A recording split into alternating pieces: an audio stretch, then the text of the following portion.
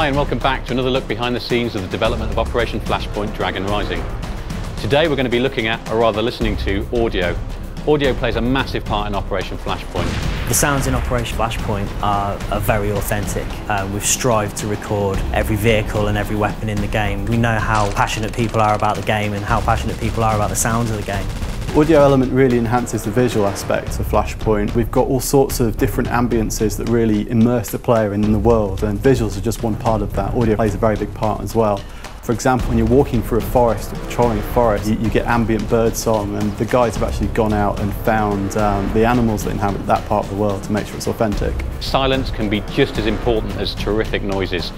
As you're moving through forests, you hear the audio, you hear the crack of twigs, etc. But as well as that, some of the vehicles that we have, you can even identify what they are just from the sound that they're making. We're allowed to mic up these tanks and vehicles with many mics just to get every intricate detail of doors opening, closing, engines, interior sounds of these vehicles moving, all of which you'll hear in the game.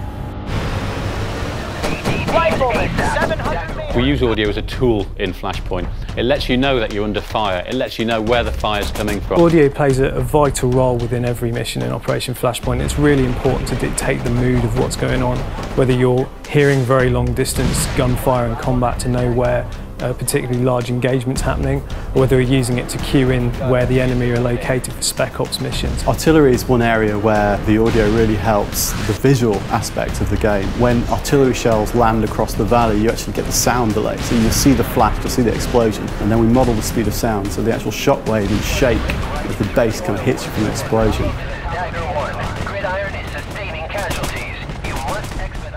The sounds that we place within missions really do aid the player to find their way through the missions. They're going to know where a key installation is that the enemy have because they can hear it from a distance away.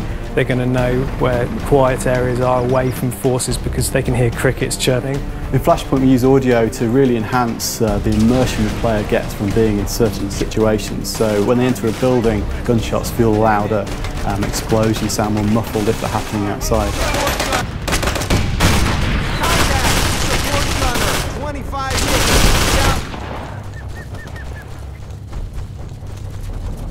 When someone's firing at you from 500 metres away or 1,000 metres away, it's an actual asset of that weapon being fired at that distance. It's not trickery, there's no filtering or EQ being applied. We went to the Marines Production Assistance Office specifically to make sure that what we had matched Marine procedures and Marine conduct, so that we had a very genuine feel of how Marines actually talk. We have different stress states for your squad speech. So, for example, if you're under fire, your squad will use a loud, clear voice to project their orders. If you're in the stealth mode, your guys will be whispering and it'll be a forced whisper. One of the best feelings in Flashpoint, and the one that gives you the fear the most, is hearing the bullets whiz and snap past your head and hit the brick wall in the background and smash a window and hit the stairs and zing off it.